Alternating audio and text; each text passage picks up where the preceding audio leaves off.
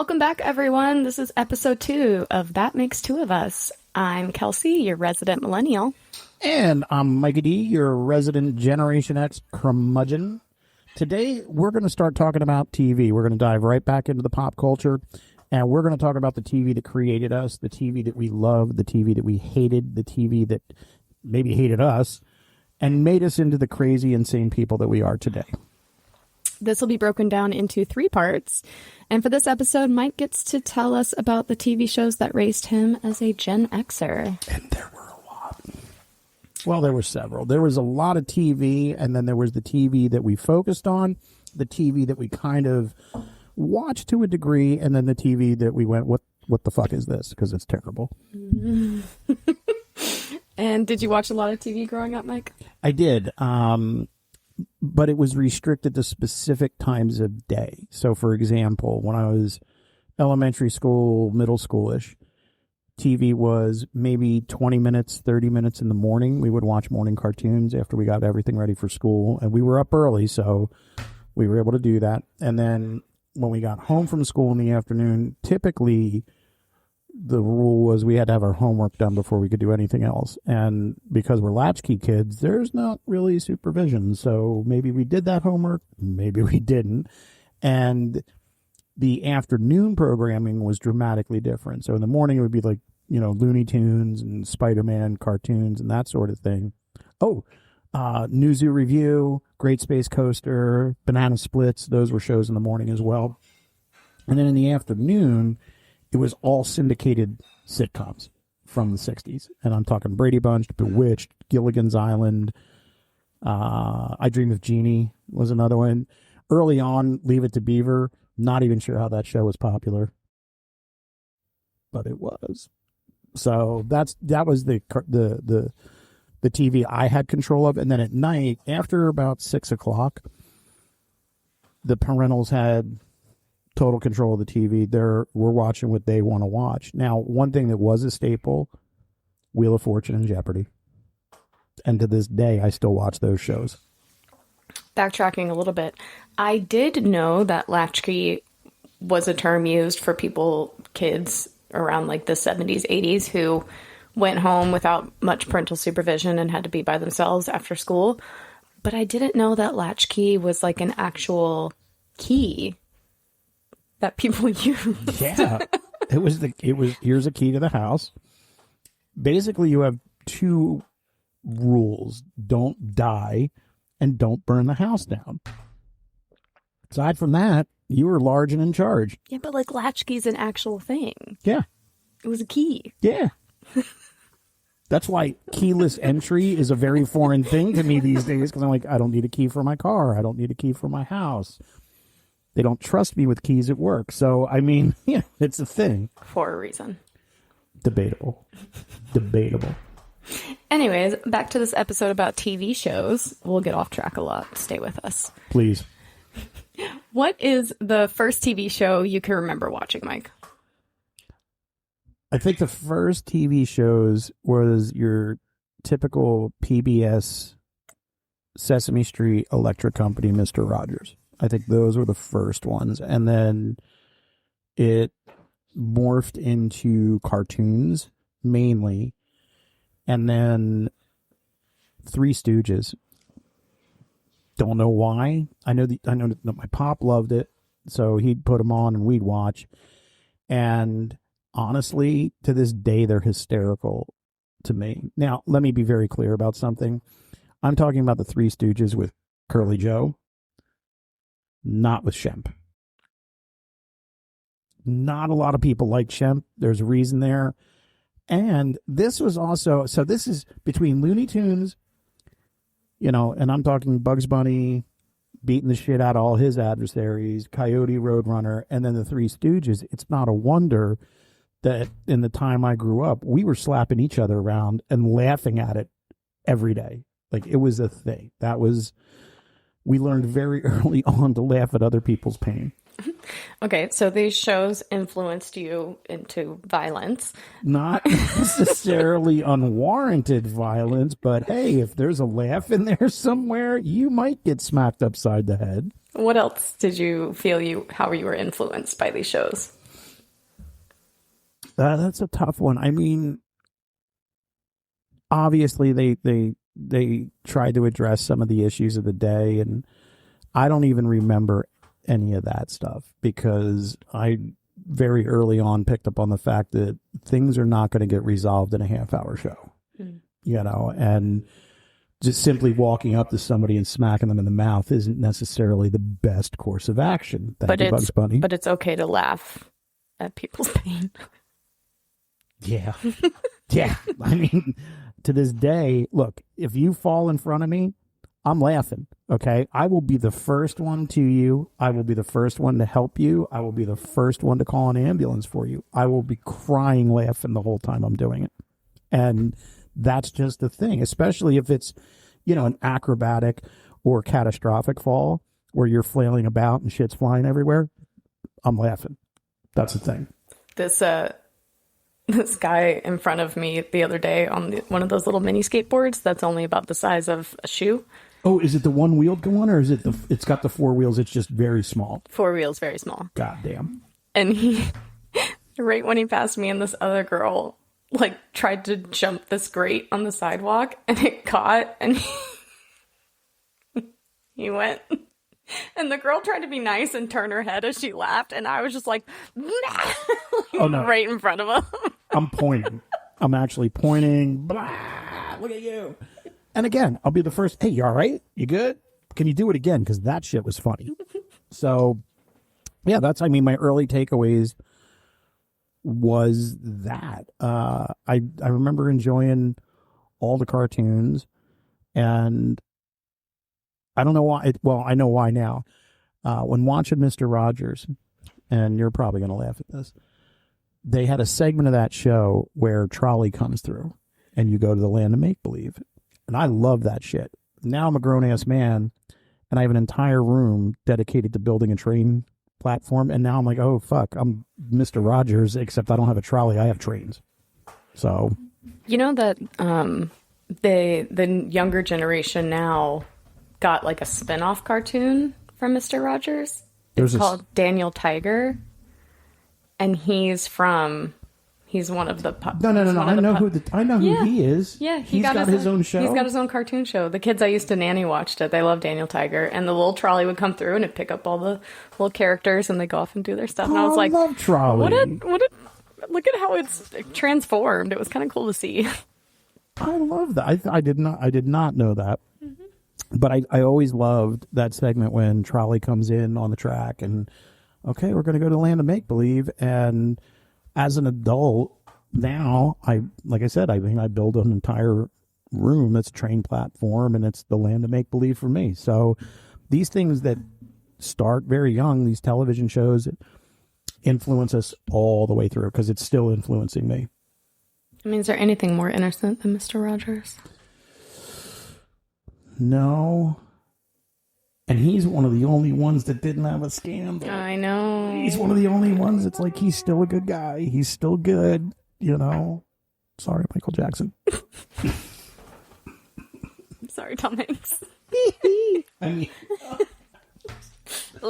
Sorry, Tom Hanks. What did he do? He played Mr. Rogers. Oh, that's right. That's right. I still, you know what's funny is that's a movie I actually have to see. That's on one of my lists. So, yeah, I mean, we grew up with those, like early on and when I was growing up, it was cartoons. It was that sort of thing. And then as I got older, it started morphing into other things like the Saturday afternoon horror movies. That's what got me into horror. So after cartoons ended at about noon, right about 1 o'clock on Saturdays, they would do the horror double feature. So and these were movies? These were old movies, a lot of them in black and white, and a lot like literally the Bela Lugosi version of Dracula or Boris Karloff in Frankenstein, all the early tellings of these movies. So I'd watch some of those. And as an 8-year-old, I loved the thrill of being scared. Until I had to go to bed that night, and then I'm pissing my parents off because I'm like, fucking turn the light on, that shit's coming out of my closet, it's going to eat me, and all other things. And I still loved watching horror movies. Did you have horror TV shows? Like I had Goosebumps and Don't Be Afraid of the Dark. Did you have stuff like that? We didn't. This was a different era of television before we got to that sort of thing. I can remember a couple of episodes of Star Trek that were a little freaky to me when I was younger. I can't think of anything else when it comes to... yes, matter of fact, yes. 2, Twilight Zone, which was fantastic, and then Tales from the Dark Side, which was darker. It was like Twilight Zone, but it was darker, where Twilight Zone would dance around it and go, let's join this man as we watch him go down his journey. Tales from the Dark Side was like, let's watch this man as he's eaten by this creature. It was a lot different than the Twilight Zone, but it was still very good. In fact, later on, Tales from the Dark Side was reimagined, I would say, as Tales from the Crypt. That's what I was thinking of. And Tales from the Crypt became a staple when I was older. I mean, the Crypt Keeper, that guy was awesome. Terrible special, not even, you know what, I won't even say that. They weren't even terrible special effects. For the time, they were fantastic. Yeah, I think it could still hold up today. 100%. 100%. So that's what started to change is as I got older, getting a little bit more into science fiction, Star Trek, Tales from the Dark Side, Twilight Zone, and more cerebral television, if you will. So as you became a teenager, sci-fi, nerdy stuff really became your thing with TV shows? Not so much TV shows. I was into Star Trek. But once Star Wars hit, then I was absolutely into the science fiction and everything that came with science fiction. Now, we didn't have the Lord of the Rings movies like we have today, but we did have the Lord of the Rings cartoons. And they were musicals. Oh, okay. I have to admit, going back and rewatching these cartoons, when they break into song, and the song is called Where There's a Whip, There's a Way. No. Oh, there was. That was a song way back, the original Hobbit movie, I think it was. It was either the original Hobbit movie or the Return of the King movie. And these were cartoons. Rankin Bass did it. Most of you would know Rankin Bass from doing things like Frosty the Snowman or Rudolph the Red-Nosed Reindeer. But they did The Hobbit. They did Lord of the Rings. And in one of them, God, I gotta look it up. There was a whole song with the orcs called Where There's a Whip, There's a Way. I am now changing my phrase. Anytime I want to say where there's a will, there's a way, I'm changing will to whip. As well you should. As well you should. Because it was fantastic. Where there's a whip, there's a way. I mean, it was great. It was fantastic. It sounds so dirty. Looking back on it now, I'm going, whoa, there's some underlying tones there. But as a kid, I'm like, yeah, where there's a whip, there's a way. Beat that guy's ass. He's not working. I will say that as an adult, I can only imagine what your parents thought listening to something like that.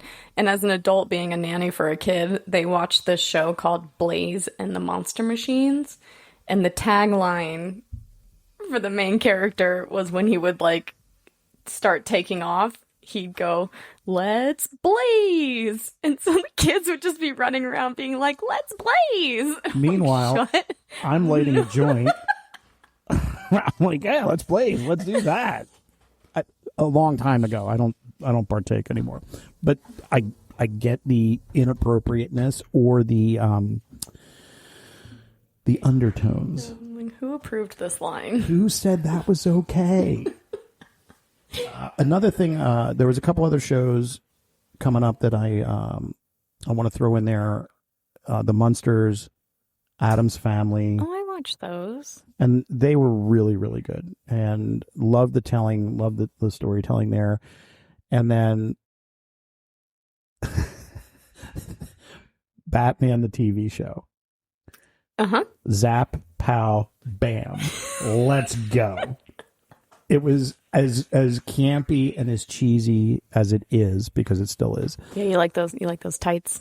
Like those tights, Mike? I mean, who doesn't like those tights? Come on, you're a yoga instructor. It's not like you've never been in tights. I have. Oh, okay. Pop quiz, pop quiz. Wait, you wear tights? I wear the required uniform. Tights. What movie? I can see it. I can see it in my head. Oh no. I'll say it again. I'll do it again. I'll do it again. Wait a second. You wear tights? I wear the required uniform. Tights. We're gonna have to cut this. It's so good. I know it is good, and I know what it is. What is it? I can't think of the name of it. It's the Breakfast Club. And we're not cutting this. Cut it, Mike. I want it cut. So those were all the shows.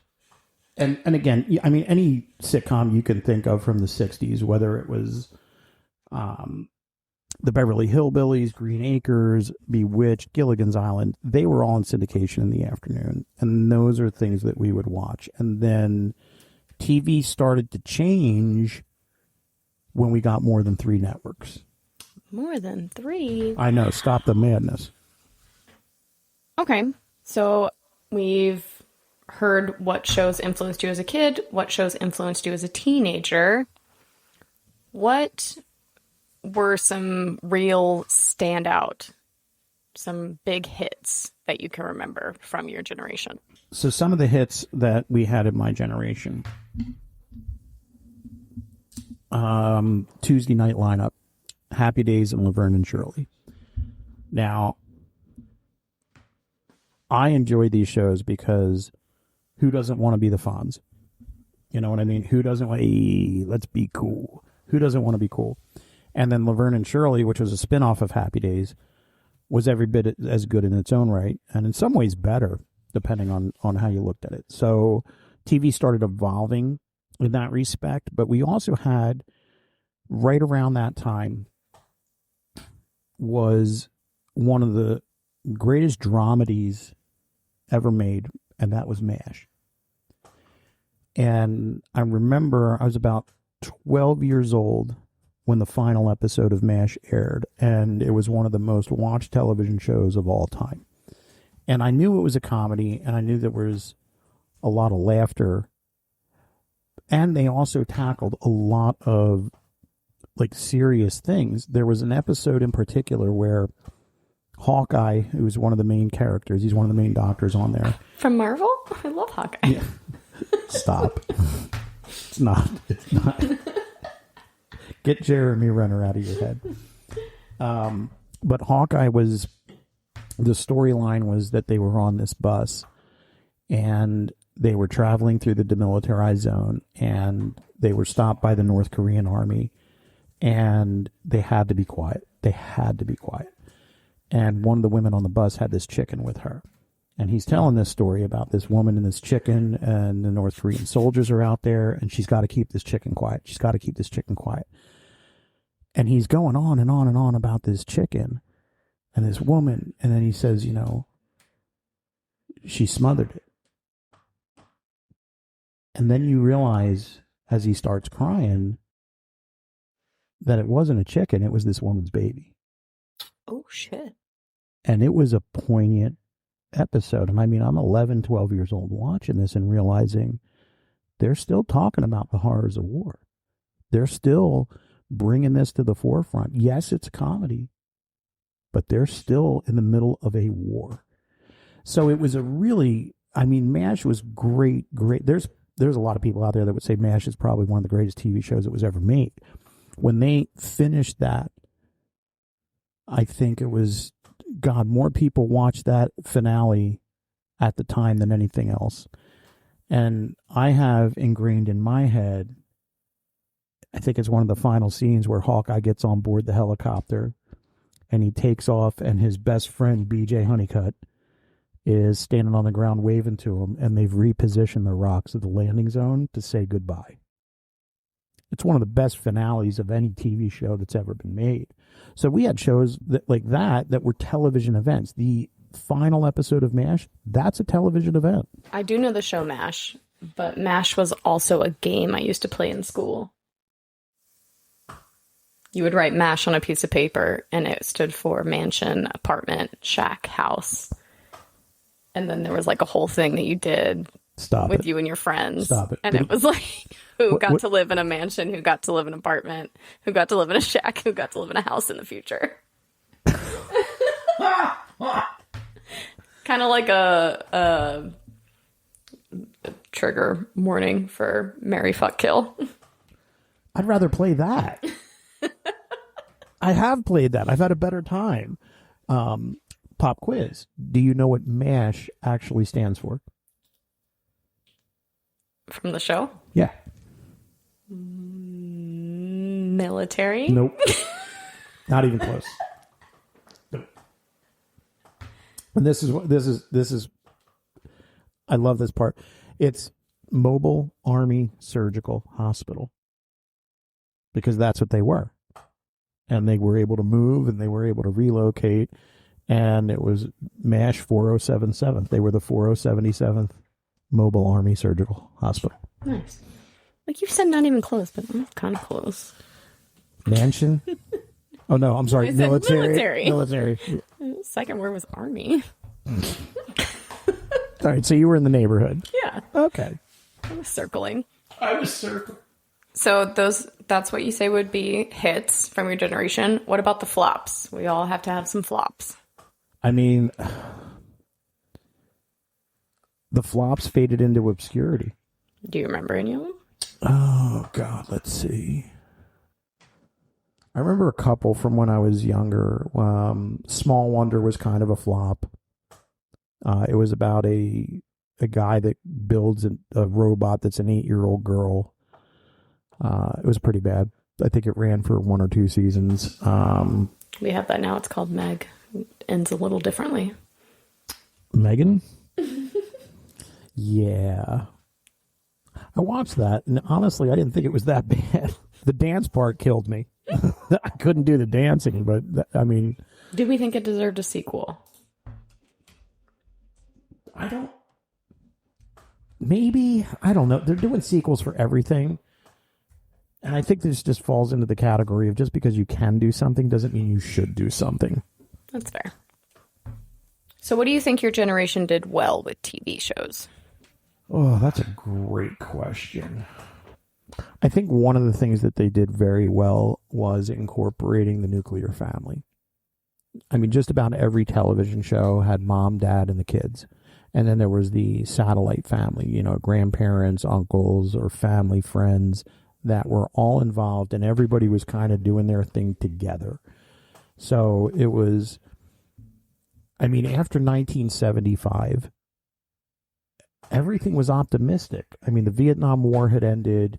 We were going into the 80s, and the entire 1980s, aside from a couple of significant events, was a time of optimism. It was a time of celebrate. Like, there's no war. We're the generation that was born from World War II. And all we need to do is get our shit straight, go to school, get a good job, and we're good to go. I mean, there was a lot of optimism, and that carried over into the early 90s as well. It was a good time to be alive. And there wasn't a lot of, I guess there wasn't just a lot of conflict. I mean, there was some here and there. I mean, we had the assassination attempt on Reagan, the Iran-Contra scandal, but we also had optimistic moments like the fall of the wall in Berlin. I mean, that was a huge deal in the middle of the 80s. They tear down that wall, Mr. Gorbachev. So everything was more on the optimistic upswing. There wasn't a whole lot of darkness. Now, with that said, they still did TV that was, you know, more on the dark side or more in the realm of the Twilight Zone type stuff. Like you had Ray Bradbury's Martian Chronicles, which was a TV miniseries that ran on NBC in the early 80s. You had The Day After Tomorrow, which was a made-for-TV miniseries that talked about the devastating effects of a nuclear war. And it didn't hold back. And I think that was one of the most watched miniseries as well. So there was definitely both sides of the coin, and they were moving into more gritty TV as well with some of the crime dramas, some of the cop dramas. You're going to find out because one of your assignments is to watch Hill Street Blues. So I watched it. Did you watch it? Yeah. I did my homework for the episode. Well, thank you. Thank you. Well, you get a gold star for today. Aw, that clears into my little millennial. I have to be praised for everything. You get a trophy. I want a certificate. You get you want a certificate? Okay, it's not as expensive as a trophy. Sure, you can have a certificate. What did you think of Hill Street Blues? Well, the assignment was for me to only watch 3 episodes. So I watched the first 3 episodes. It's not the type of show that I normally am into. It's a cop drama. There's a lot, like, if you're offended easily by things, don't watch this, because there's so much shit that happens in the show that I'm like, canceled, can't say that, 2 examples. Can't do that. I need 2 examples right now. It happened within like the first 5 minutes. I love that in the first 5 minutes you're like, that's episode 1, first 5 minutes. They said one of the things they had to do was they were in like their morning meeting. Roll call. Yep. And he wasn't like, I guess he was like the captain or something. Is it the older guy with the white hair? Yeah. He's the sergeant. Yeah. He's a sergeant. So he's telling him, like, you can no longer walk around with weapons that aren't like protocol weapons. So he's like, everyone take their weapons out. We have to check their weapons. So everyone starts and I thought that was funny because everyone's pulling out all these like crazy guns and all kinds of shit out of their pockets.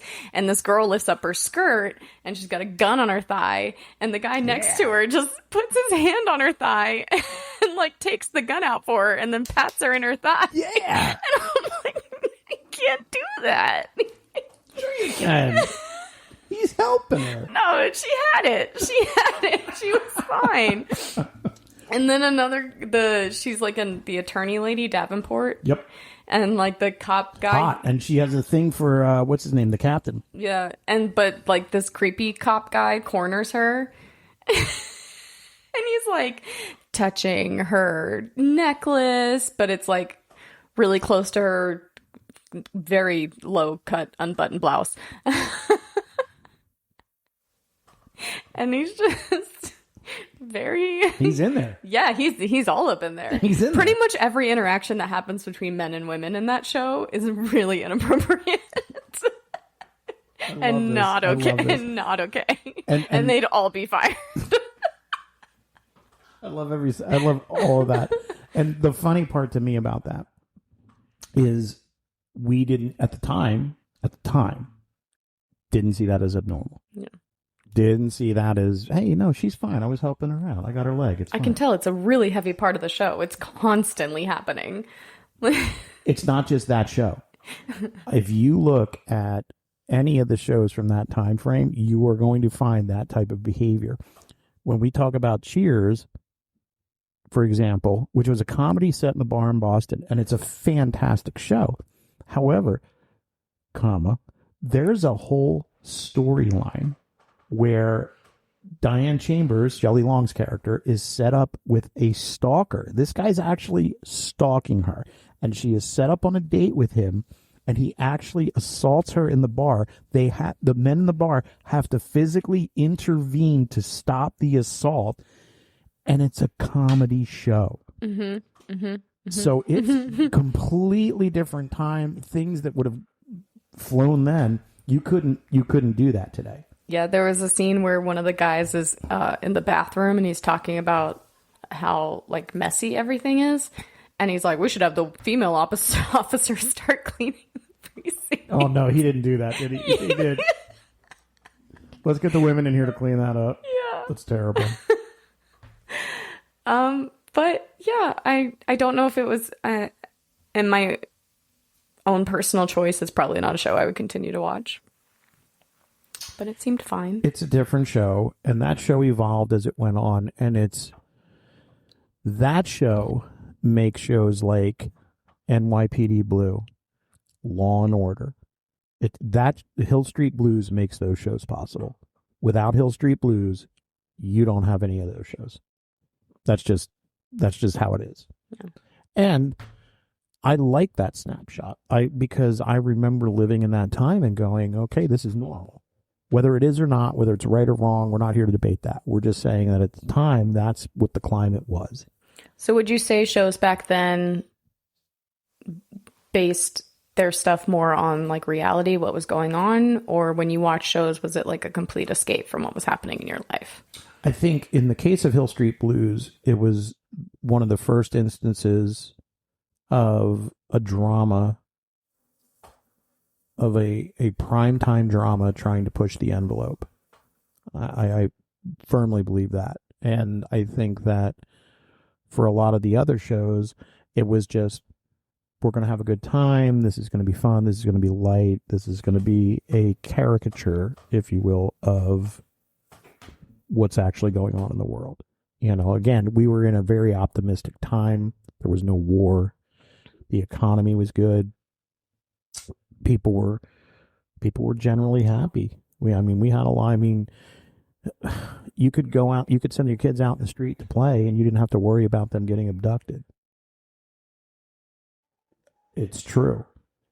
She just looked at me, folks. If you could have seen the look that she just shot me, it was like, are you out of your fucking mind? I mean, I'm not going to, as a true crime junkie, the 70s has a lot to answer for when it comes to people getting kidnapped and murdered. Okay.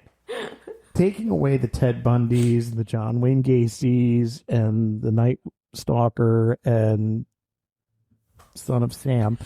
I mean, just to name a few. Taking away from all of that. Otherwise, it was a glorious time. Sure, yeah. Okay. Let me segue into a different way with that. In my neighborhood, you were fine. Okay. And the reason for that was everybody knew each other.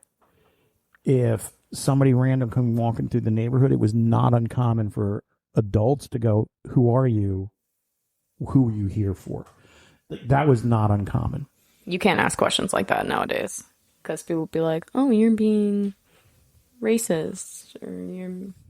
I mean, that may be the case, but it doesn't stop me from asking those questions in my neighborhood. I almost stopped a guy the other night, like, "Hey, who are you?" And then I realized it was one of my neighbors. Oh, man, sorry, I know you. You're fine. I just think that, and I don't see this too much nowadays, but we knew all our neighbors.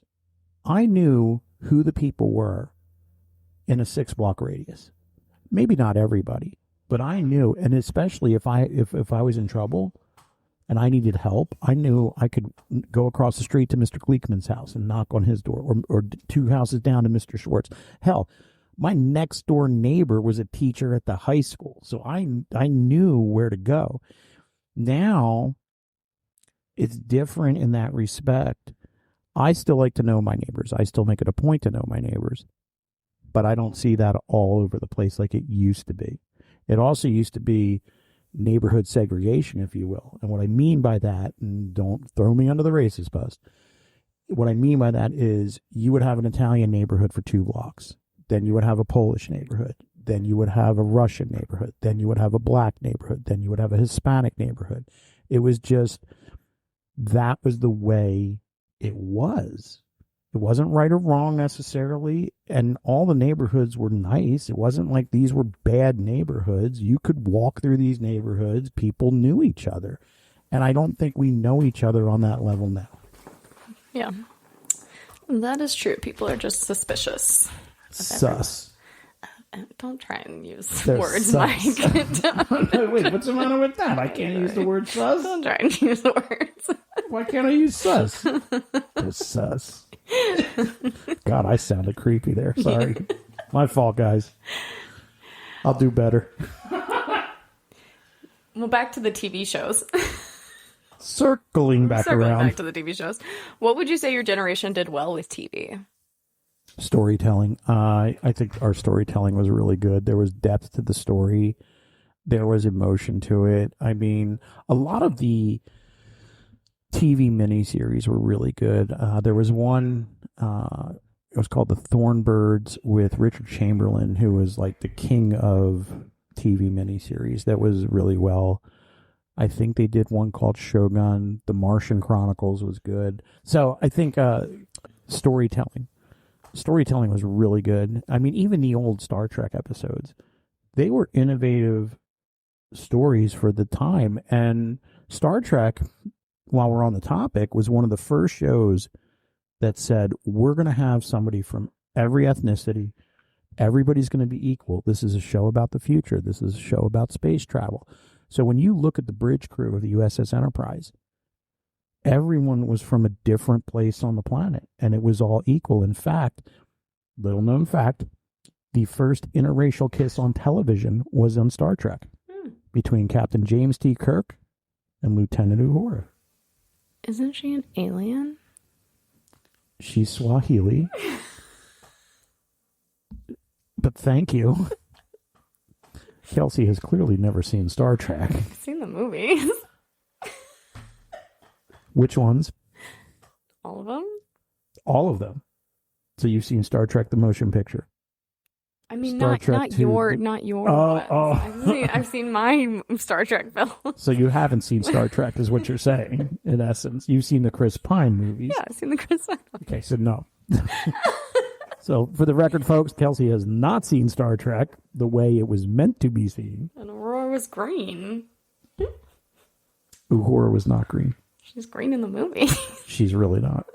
Zoe Saldana Oh my god. is Uhura. You know who I pictured in my head? Her Guardians of the Galaxy character. Gamora? Okay. Gamora? Gamora and Aurora. You can't tell me.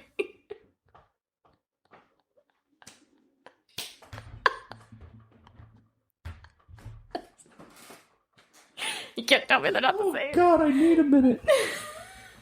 Oh, God. Okay, so your next homework assignment will be to absolutely watch some old Star Trek, because it's fantastic television for one thing, but damn. She was green? No, she wasn't green. My movies got mixed up there. Oh, God, that's hilarious. So, yeah, I think the TV started trying to get a little bit more gritty as we moved into the mid-'80s with especially some of the primetime stuff. They started doing primetime soap operas like Dynasty and Dallas, Knots Landing, shows like that. And I'm not even sure. There was a medical drama, I think it came before ER, called St. Elsewhere. And that particular one launched the careers of Denzel Washington, Howie Mandel, just to name a couple. And it had one of the worst finales in television history. Oh, I think you told me about this one. Is this where it was like it was all a dream? It was a kid that had a debilitating illness or mental problem. Phrasing was so bad on that. I watched you. No, it was terrible. I'm sorry. And it turns out the entire show, the entire staff, every single character was a character in this kid's head, and it was all inside of a little hospital inside of a snow globe that was on his nightstand. That was the end of the show. And it left a lot of people going, are you fucking kidding me right now? And it's that whole, great point though, because it's the whole, it was a dream trope, because that has been beat to death on a level that stop doing it. Mm-hmm. Just stop fucking doing it. It was a dream. Fuck you. Okay? It was a vision. It was, stop it. Stop it. It's not okay. So, and, you know, if we're being honest, it was a great drama up until then. And there are countless shows that were fantastic that had the shittiest ending of all time. Yeah. Finales really shit the bed. They do. So I just to confirm it, the entire final episode of St. Elsewhere concludes with a snow globe ending that revealed that the entire series, including the hospital, its characters, was all a figment of Tommy, who was an autistic child. It's always a Tommy. Well, you know what's interesting about that is, and we'll get into this when we start covering music, folks, but The Who, the rock band The Who, Not the They have a concept album called Tommy, which is about an autistic kid. I watched the musical version of that. So I don't think it's that far outside the realm that they said, oh, we'll have an autistic kid named Tommy, and the entire show is his imagination inside the snow globe. What did your generation do well? Bad. We already did well. What did your generation, where do they fall short on TV? I think where they fell short was some of the outrageous, over-the-top, almost nonsensical television. Several shows spring to mind. And these are shows, and let me be clear, these are shows that I loved. Right? The A-Team. I love the fucking A-Team. The premise, fantastic. The show plot lines, absolutely bonkers. Bonkers. What are you going to do? I'm going to hire a band of mercenaries in L.A. That ride in a black and red van. Right. They have Hannibal, who smokes his cigars. Dirk Benedict as Face, who's supposed to be the pretty boy. Howlin' Mad Murdoch, who's an insane person. And then you've got Mr. T, who's possibly one of the greatest characters to ever come out of the 1980s. And I pity the fool. I pity that fool. What, you crazy? I pity the fool. Fantastic. Another good one. And this was born out of the Star Wars fallout. Wait, was that the most outrageous thing? No. No, absolutely not. I was like, that's it. They're just gonna ride in on a black. I mean, it's crazy. They're in a black and red van. It was the plot lines of it, and you also had plot lines in other shows that I don't know if they would fly today. Like the whole concept of the Dukes of Hazzard. I don't know if that would fly today, but it was entertaining as shit back in the day. It's funny because every show you're saying, I'm like, I saw that movie. That was a good movie. And see, we graduated into Chips with Eric Estrada as Poncherello, and again, like these storylines were over the top. Did they try to address certain things? Yes. Was it campy? Fuck yes. Was it good? Sometimes yes, sometimes no. Sometimes, I mean, there were episodes of these shows that were absolutely horrible. You know, what's a couple other ones? Oh, born out of the Star Wars fallout. And one of my favorite shows, in fact, I've been looking for it and I can't find it without paying for it on Amazon, and I'm not doing that, so fuck you, Amazon. Buck Rogers in the 25th Century. You're looking at me like I'm supposed to know what that means. Gil Gerard, Aaron Gray, Mel Blanc as the voice of Tweaky. Your memory is insane. Thank you. I can barely remember a person's name that I was introduced to yesterday. I mean, this was a show. The premise of the show is fantastic, okay? I'm going to paint you a picture. Captain William Buck Rogers, in the last of the manned Saturn probes, launches from Cape Canaveral. In a freak accident, the controls of his spacecraft are locked. His life support malfunctions, and he is frozen in his spacecraft. He is locked into an orbit that takes him around the galaxy and brings him back to Earth 500 years later, where he is woken up and he is now a 20th century guy living in the 25th century. Sounds like Phil of the future. No.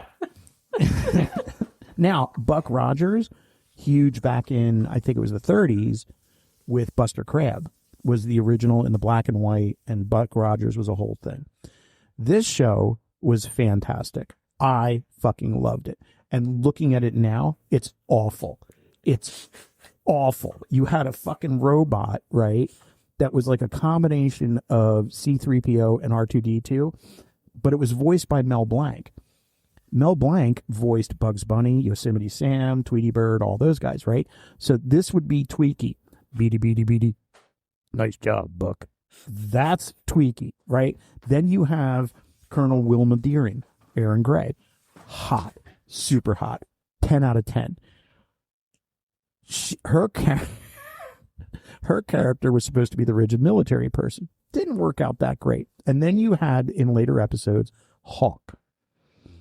This was a guy who had a wig that was like white and black, like an eagle's head.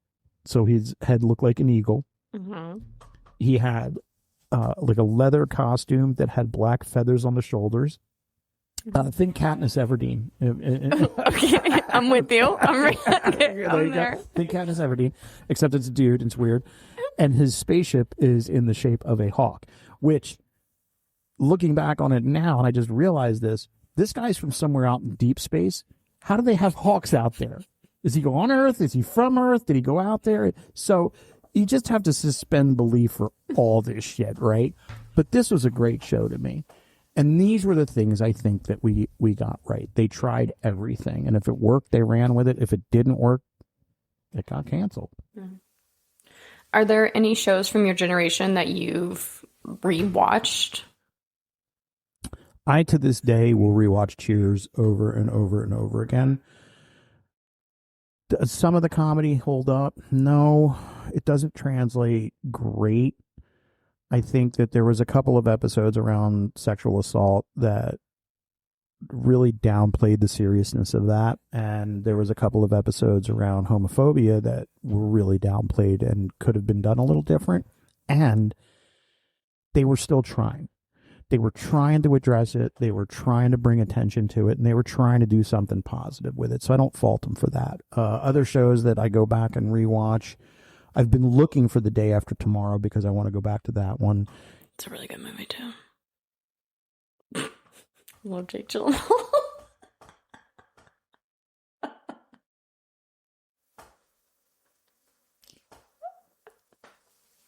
Oh, my God. And I don't think, and I take that back. It's not The Day After Tomorrow. It's just called The Day After. Okay, that's very different. It is very different, so my bad. And yeah, I dig Jake Gyllenhaal too. I could just imagine all the people listening. That's not what it's called. Yeah, everybody, calm the fuck down. Okay, we've rerouted and corrected. Another one that I would go back and watch in a heartbeat is Buck Rogers in the 25th Century, 1,000%. 18, like any of these shows, I would go back and rewatch. What was it about Cheers that makes it such a comfort show for you? A couple different things. One, I loved how together everybody in that bar was with each other. Like, they were just more than friends. You know what I mean? It was the same people in the bar all the time. And then Cheers ran into the early 90s. And by that time, I was 21. And I was going out to the bars, and I just wanted to go to a place where everybody knew my name. Hey. You know, and I did. There was a couple bars in my hometown where I'd walk in and half the place would turn around and go, "Oh, Mikey." And that was just our jam. That was our, and you know, keep in mind, again, different time, but there was a bar, you know, your corner pubs were a big deal in the community. It was a place to gather. It was a place to hang out. And I mean, we were in there all the time. So I think that's part of why Cheers resonated with me. I also thought it was funny as hell. And we did a lot of the same joking around that they did on that show. Like, it's just, I think part of that show and a lot of the sitcoms and even the cartoons and Three Stooges and all that, it helped shape my sense of humor.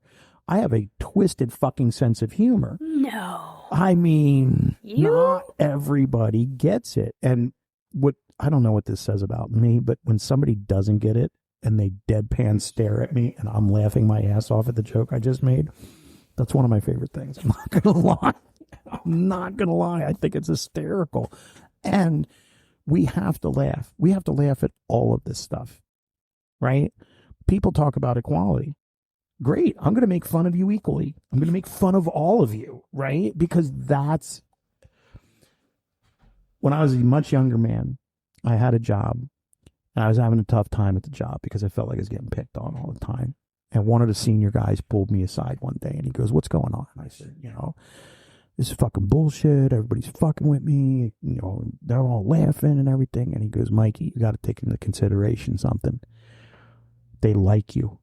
That's why they're fucking with you. If he's making fun of you, it means he likes you. Okay. Why? I feel like I'm having a moment and no. No, and you're enjoying it on top of it.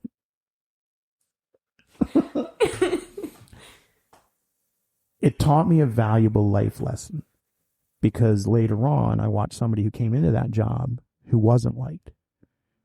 And nobody talked to him and nobody fucked with him and he didn't last. And I went, okay. So say what you will, but it helped shape me as an adult and help me fit in because I knew if they're messing with me or if I'm getting messed with or if I'm messing with other people, it's because we're getting along. It's because we like each other. So yeah, Cheers helped teach me that. So did the Three Stooges in a weird way because I'll smack you back. Yeah, thanks, Cheers. Norm. Well, so you had your TV shows. Would you say that your TV shows were influenced by what was happening in the real world? A lot of them were. MASH was the Korean War. Trying to think of any of the ones. I mean, it wasn't until the 90s when I was coming into my 20s and starting to watch more adult drama that I started realizing that they're talking about things that are going on in the world. But there was a lot of shows in the 80s that just weren't, hey, it's an hour, we're going to have fun, and if it's a half-hour show, whatever the problem is, we're going to solve it in that half hour. What were some of the things that were happening culturally for you during that time period? In the 80s, I don't remember too much from the 70s. I mean, the Vietnam War ended in 75, and I have no memory of that at all. The earliest memories I have of like significant cultural events, the first one was probably Lake Placid, New York, 1980, the United States men's hockey team beating Russia. It was a huge deal. I was 9 years old. I didn't know why the adults were freaking out, but I knew it was a good thing. And then I think I was 12 or 13. I came home from school one day and I walked home from junior high to my grandparents' house. And when I walked in the house, my granddad said, you need to go next door and get your aunts and uncles. They shot the president.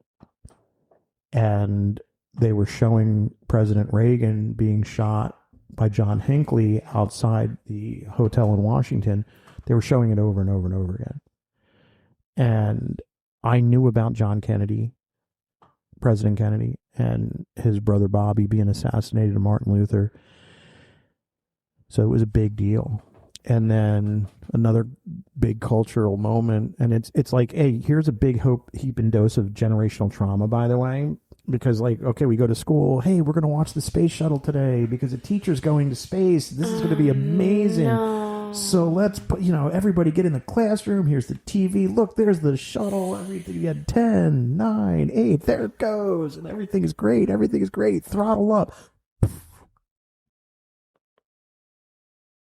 And there's that moment of, for me anyway, there was that moment of, what the fuck did I just watch? Is that? And then the teacher very quickly snapped off the TV.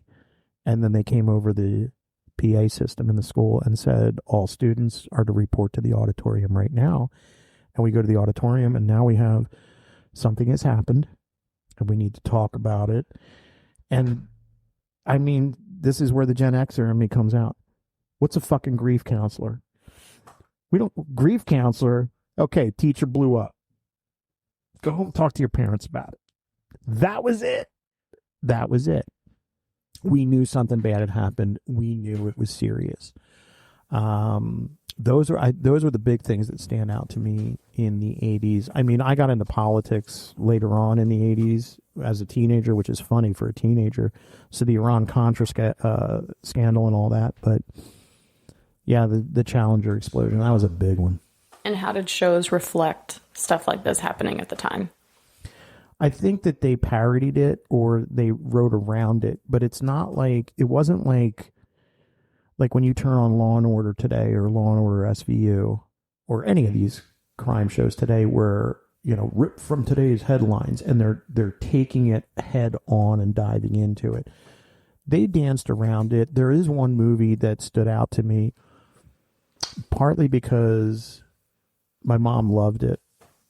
It was called The Burning Bed. And I think it was Farrah Fawcett was in it, and it was about a woman who was being abused by her husband. Damn.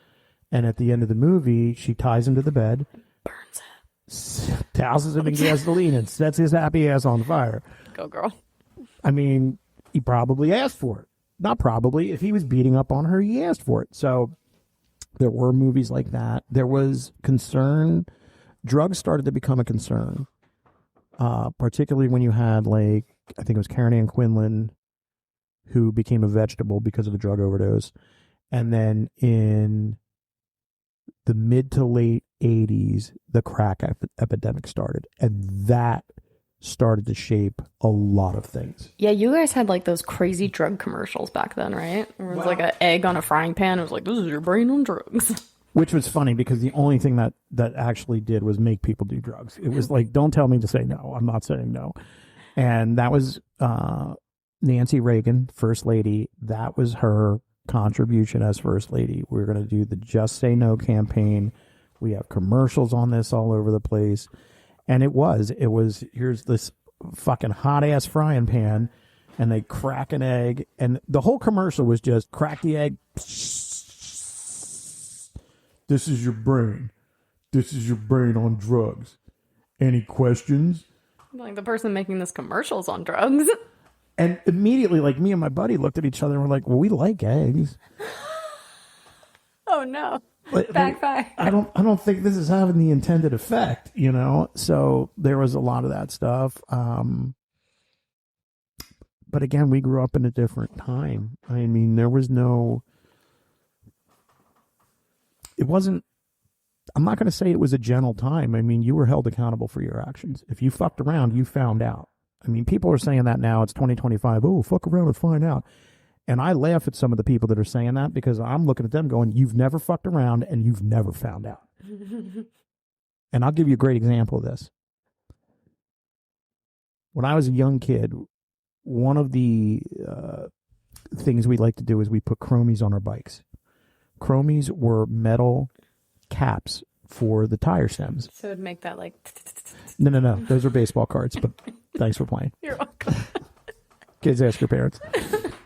So one of the things that we would do as kids is we would go around and look for high-end cars to take these metal-colored tire stem caps off and put them on our bikes. And I saw this car one day in a parking lot, and I wanted the chromies that were on the car, so I took them. And I was taking the fourth one off, and I hear a voice behind me go, now put them all back on the fucking car. Oh my God, that means he was just watching you do the whole thing. 100% he was. 100% he was. Now, I'm not more than 10 or 11 years old. And he comes over to me, he's like, you like to fucking steal? And I'm like, not anymore. So he goes, okay. So what he did was he took a tool and he pulled the valve stems out of my bike tires, which flattened my tires. Damn. He's like, I should beat the shit out of you, but get out of here. So now I'm walking my bike home. I get about 3/4 of the way home, and he pulls up in a car. And I'm right by a bridge over a creek near my house. And he gets out, and he's still pissed. He's like, you little motherfucker, you want to steal from me? And and he snatched my bike from me, and he threw it off the bridge. Holy shit. Okay, that's a bit much. Certain dude needs to calm down. Never stole another thing in my life. Not like that. Damn. So there were consequences. if you talk shit to the wrong person, you were going to be in a fight. And frankly speaking, I don't think that it's bad for kids to get into fights. Did you then have to go home to your parents and explain what happened to your bike? I did. And what did you learn? What did you learn? And as my dad, and God bless him, I mean, he taught me so much, and he was right about all of it. He said, you learned a lesson today. Part of that lesson is don't be an asshole. Don't be an asshole. There's a lot of assholes out there nowadays. And there's a lot of assholes out there. And part of the reason for that is because they've lived a long time with no consequences. So I think we were held accountable in ways that people are not held accountable today, especially with the internet. I can go on the internet right now. I can be whoever I want. I can say whatever I want. And nobody's going to tell me otherwise. I might get fact checked here or there, or if I say something really fucked up, I might get kicked off the platform. But overall, there's no real consequences. When I was 14, if I looked at a guy and said, go fuck yourself, and he went, okay, come on. Oh, God. Now I got to fight this guy, and I don't want to do that. So there was real consequence. So I think that, I don't know that TV reflected that as much. Yeah, like, I don't know how we got here. I don't know how we got here either. I don't know that TV reflected that as much. I don't. Like I said, a lot of the shows, things were solved in a half hour. Things were solved in an hour. And it just wasn't like that. But we were also in such an optimistic time. And we were just enjoying everything. Are there any shows that you couldn't watch from that generation because you were too young? That were like big shows? I mean, nothing immediately springs to mind. I mean, some of the daytime or some of the nighttime dramas like Dynasty or Dallas or Knots Landing, but I had no interest in those shows anyway. I did not give a shit. I was not allowed, when they were in prime time and airing, I was not allowed to watch Cheers. Oh. So that was the Thursday night lineup. You had Cheers at 8 o'clock, followed by Night Court. And then I can't remember what came after that. And then I think it was at 10 o'clock. Well, I can't even remember that. But I wasn't allowed to watch those shows at that time. Why couldn't you watch Cheers? Well, two reasons. One, my bedtime was 8 o'clock. That's non-negotiable. The other thing was that back in that time, it was felt that was inappropriate comedy or an inappropriate show for me as an 11-year-old or 12-year-old to watch a show about a group of people at a bar getting drunk and trying to get laid. So how old were you when you did eventually watch Cheers? Well, see, here's the thing. Oh, here we go. I used to sneak out of my room, and I just a vivid memory of laying at the top of the staircase listening to the show. But just listening and not being able to see, were you able to follow? Yep. 100%. 100%. But this, also, I've been accused of having an overactive imagination, so that's not that surprising to me. But I would, whether it was Cheers or Night Court or even other shows that I was not allowed to watch, I would sneak to the top of the stairs and I would listen to these shows, or I would listen to what was going on TV. Or sometimes I was able to finagle depending on the show and depending on what was going on. Can I please stay up? Can I please stay up? Please, please, please, please, please. And I think sometimes I just wore my parents down and they were finally like, okay, fine, shut the fuck up. And yes, you could stay up. There were also other shows that were, throughout the year that they were on one time a year, and I was allowed to stay up for those. For example, and we had religion in my home. During Easter, it was the 10 Commandments with Charlton Heston. That's like a 3-hour fucking movie. Good God. I was allowed to stay up to watch the whole thing. And I watched it every time. That show comes on now. I'm like, oh shit, and I'll put it on. Here's one that you will know, Wizard of Oz. Oh yeah. That was aired once a year. I think that was around Easter as well. And some of these things, I remember the first time I watched March of the Wooden Soldiers with Laurel and Hardy, who was a comedy group from the 30s, 40s, and it scared the shit out of me. It really did, because they had the boogeymen, and the boogeyman would come and get you, and the whole thing at the end of the movie is Laurel and Hardy. There was a toy maker, and he made all these giant wooden soldiers. So Laurel and Hardy went in, they were pushing the buttons and getting all the soldiers to move, and they fought the boogeymen, and it was real cool. So there were certain television events that, yeah, we're allowed to stay up and watch those. Nice. What was it like for you then, if your first introduction to Cheers was listening to it, and then when you actually got to watch it?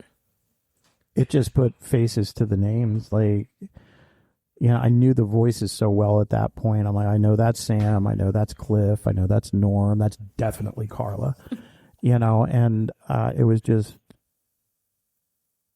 just awesome. I mean, and then they went into syndication, and me and my friends would just watch them over and over again. And this was the same thing with the sitcoms from the 60s and 70s. They were in syndication well before that. So, I mean, I think I saw every episode of the Brady Bunch twice, 3 times.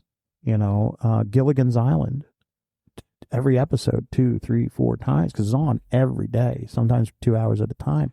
So all these shows, and some of them didn't even run that many seasons. Like Star Trek, the original series, ran for, I think it was 2 seasons. That was it.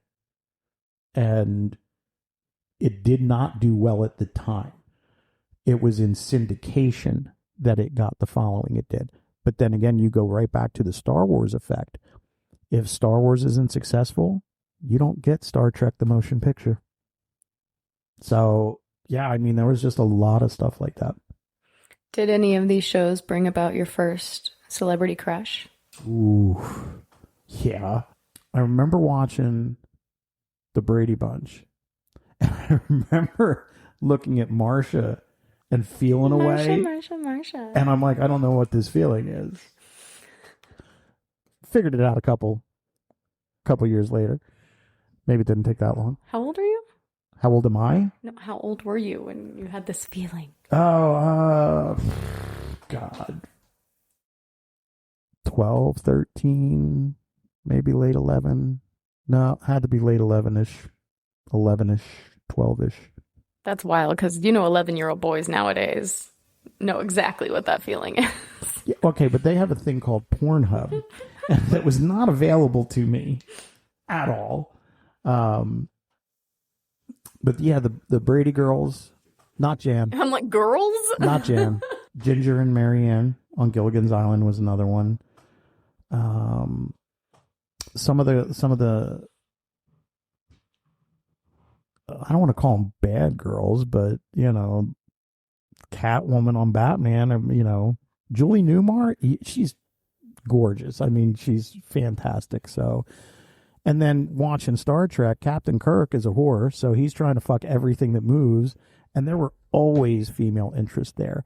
And then you show me a green girl, and I'm like, well, that's different. I'm kind of into it. I'm kind of into that for some reason. Okay, so there was a green girl. Yes. Okay. Yeah.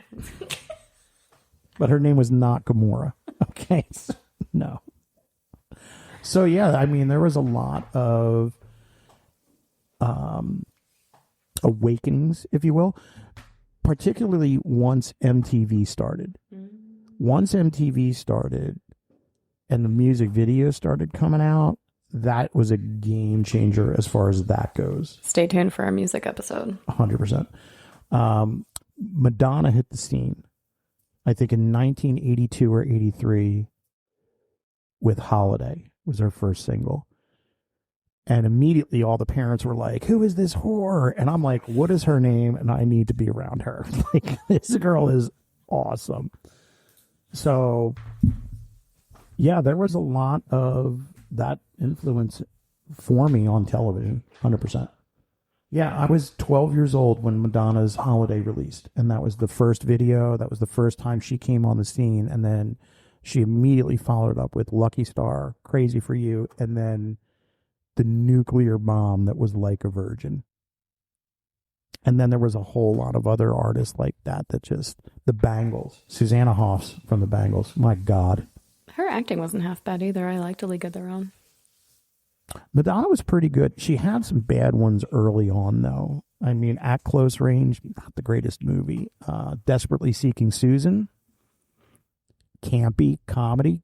Not too shabby. Rosanna Arquette, little over the top in that one, but still a good movie. Still a good movie. Okay. All right. Well, we're going to close out this episode with Mike doing a little game, a little quiz game. Let's play a game. Would you like to play a game? That's an obscure movie reference. Saw. No. It is Saw, though. It is not Saw. I want to play a game. Would you like to play a game? Yeah, let's play checkers. How about global thermonuclear war?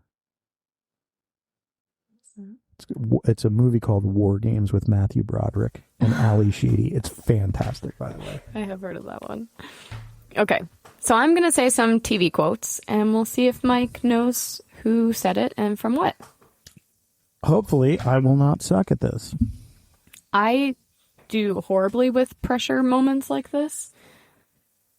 I do really well when it's just off the cuff, but if I'm asked directly, my brain just melts. Fair enough. I do think that part of this is going to be the quality of Kelsey's presentation of said quote. Okay, well, no pressure. Nobody cancel me for how I say these things. Oh, shit. It just got interesting. and for the first one, let's go. The plane. Oh, my God. Her Valencia's tattoo is the character Fantasy Island. With Ricardo Montalban. By the way, not for nothing, Saturday night viewing, Love Boat, Fantasy Island. Fantastic. Yeah, that was how you spent Saturday night? Not at my house. I had to go to bed. Mm-hmm. Okay. But if I was sleeping over at a friend's house, every Saturday night, watch. I don't know how this one was said, so I'm just going to go for it. Nanu. Oh, my God. Did I say it right? No. Nanu. And that would be Robin Williams. The character is Mork, and the show is Mork and Mindy, which, by the way, was a spin-off show from Happy Days. Nice. Doing good, Mike. Also, was Robin Williams' first foray. I mean, that's what put him on the map. He did one episode of Happy Days where he starred as Mork, and they did an entire show called Mork and Mindy based off of that. What is that quote reference? He's an alien that comes to Earth in an egg.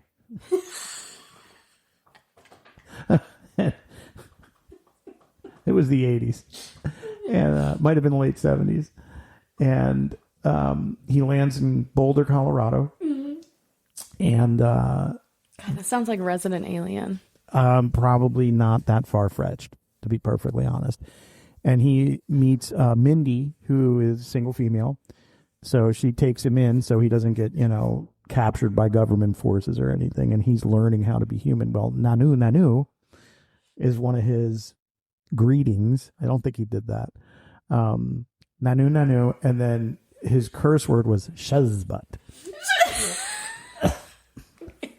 I'm taking shazbutt. Shazbutt. I'm going to use that. I'm stealing that one. Being such a shazbutt. It's more like shit. So shazbutt. Yeah, shazbutt. Do you remember that movie? Oh, American Girls Are Easy. Earth Girls Are Easy. Earth Girls Are Easy. Why is it gotta be American Girls Are Easy? Earth Girls Are Easy. Earth Girls Are Easy. Oh my God, I loved that movie. Gina Davis and Jeff Goldblum. Yep. And what's his face is in it? He's he's portrayed as like the really cute surfer boy one. What's his fucking name? Oh my God, I can't believe I'm blanking on his name. He was in Earth Girls Are Easy? Yeah. Jeff Daniels? No. From Dumb and Dumber. Jeff Daniels. Other one. Jim Carrey? Yeah. Don't remember him in that one, but okay. Yeah, he's the blonde one that's like the hot surfer looking one. Really? Yeah. God, It's funny. I was about to say Jim, and I'm like, Jim doesn't sound right. But yeah, no, Jim Carrey. Son of a bitch. He's in there. Oh, God. There's a lot of people in here that... It's such a weird movie, but it's so funny. It's so good. Like, Julie Brown is in this movie. Damon Wayans, Jim Carrey. Julie Brown was like a singer. She's a quirky, weird one. She has a song. I think it's still out there. I think you could still find it. But it would not fly today. The song is called The Homecoming Queen Has Got a Gun. And the entire song is about a homecoming queen that shoots up homecoming. Yeah, sensitive topic nowadays. Nah, you can't do that. You couldn't. This was before stuff like that was happening.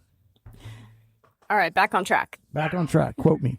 What you talking about, Willis? Oh, God. Gary Coleman. Different Strokes. Do you remember his character name? Arnold. Nice. He's good, guys. He's good. Okay, I don't know if I'm going to say this right. No problem. Okay, that's any one of like 50 different... I'm a creature that says it. Alf? Yeah! From the planet Melmac. I like to eat cats. How does he say it in the show? How does he say it? I mean, he's a Muppet, so he says it...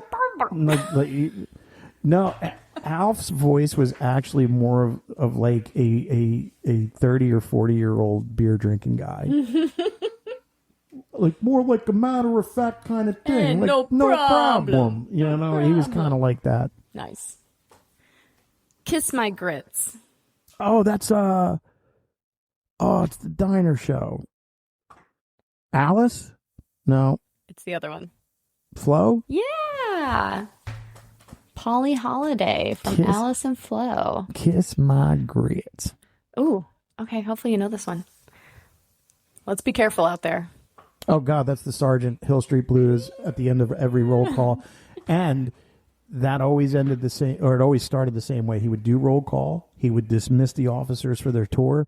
And he would go, hey, let's be careful out there. And then it would cut to the garage door rolling up. And the theme song would start playing and the cars would roll out. Nice. Make it so. I mean, that's Captain Jean-Luc Picard of the USS Enterprise from Star Trek The Next Generation. Played by?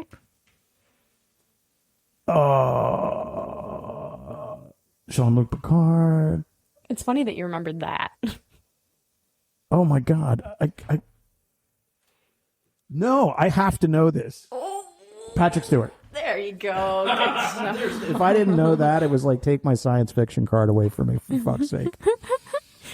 All right. Well, I shared, since one of the Hill Street Blues quotes was in there, and that's what I watched, I shared what I thought about it. What did you think about that show, Mike? I enjoyed it a great deal. I thought it was a little bit over the top at times, but I did enjoy... I love the Sergeant. There was a character in there, I don't remember her name right now. I think the actress that played her was Betty Thomas. I'm not 100% sure on that. She was a good character. I loved the dynamic between Kavanaugh and the captain. I thought it was a very good cop show early on. Also, the fact that the sergeant had a girlfriend in high school and everyone was just okay with that. They're like, hey, man, how's your girl? He's like, I'm great, just getting good grades. And she's on the sports team and all the thing. I'm like, what? The dude's like 70. Some of it doesn't age well, but it's still a good show. Give it a watch. You tell us what you think. I would love to get some comments on that. Like, hey. Yeah, if anyone's seen the show, tell us what you think.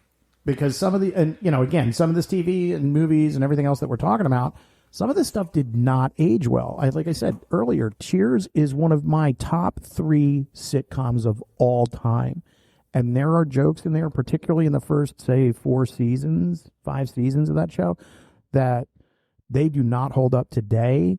And looking back on them now, I go, oh, I mean, we were laughing at it, and it's kind of fucked up. Also, the captain's wife, ex-wife, whatever she is, gives me real Skylar vibes. She annoying as hell. Oh, yeah, she used to come in like a bull in a china shop. She was not fun to be around. And having just literally just finished rewatching Breaking Bad last night. Skylar White is a horrible person. I applaud Anna Gunn because she played that character so well that I hate that character. That's another good. And that's agreed. That's how you know it's a good performance. When they elicit an emotional response based on the character that they're playing, it's fantastic. And I love to hate Skylar now. Yeah. Who do you think is worse, Skylar or Lori Grimes? Ooh. Skylar. Because if you haven't watched Walking Dead, Lori is also awful. Lori is awful. However, Lori is a victim of circumstance. To a point. But there are several questions with Lori, like, hey, you didn't think to maybe get your husband out of that hospital before you guys took off out of the city? Just a question, because he woke up there and then went looking for you and you were gone. Yeah, but Shane said he was dead. Here's where I go with that. I need to see that with my own eyes. I need to know that for sure. But are you going to take your young kid, Carl, to take the time to go to the hospital and check? Or are you getting the fuck out because this is zombie apocalypse? Okay, I'm not taking my Coral. I'm not taking Coral. It's nacho cheese, Coral. It's nacho cheese. I am not taking Carl with me. However, I hate Carl. Having trained for the zombie apocalypse since I was about 10 years old, you guys stay here. I'll be back. But she doesn't know that. Tough shit. I'm just saying. If Tough it's titty me, said the kitty. just saying. I'm going to find out for sure. I'm not just taking somebody's word that my spouse is dead in a zombie apocalypse, especially if they're not sprinters. If they're shamblers, we're going to the hospital. Skylar White made a lot of choices, and all of them were bad. All of them were bad. What are you going to do? I'm going to fuck my boss. What are you going to do?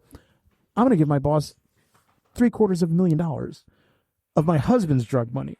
And knowing that my boss embezzles. No, right. And I thought Walter White's response to that was priceless. Let me get this straight. You gave $617,000 of my money to the man who was sleeping with my wife. Well, when you put it like that, it doesn't sound great. No shit, Sherlock. So, yeah, I would go with Skylar White over Lori Grimes. I agree. Well, thanks, Mike. Thank you, Kels. Taking us a little blast in the past there. Well, I like what we did here today because I feel like we covered all the way up until right around, I don't know, when you were born, which means we get to talk about the shows that helped shape Kelsey, and we're going to learn a little bit or a lot of bit about Kelsey when we go down that rabbit hole. How did Kelsey become the person that she is? So many questions. So many questions. Find out next time. All right, guys. Well, thanks for joining us for Mike's little TV TED Talk. By the way, I know that I had given you homework for this episode to watch Hill Street Blues. Do you have any homework for me? I do. So for Mike, he has to watch at least the first 3 episodes of my favorite show from my generation, Buffy the Vampire Slayer. Okay, first of all, what makes you think I haven't already watched it? Because I know you haven't watched the show. You've watched the dumb fucking movie. Okay, And you always said you refused to watch the show because of the dumb fucking movie. Okay, first of all, the movie was great. Let's just start there, okay? Christy Swanson, love you. Donald Sutherland, icon.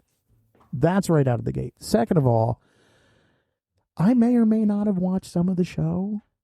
It may or may not be better than the movie. Probably not.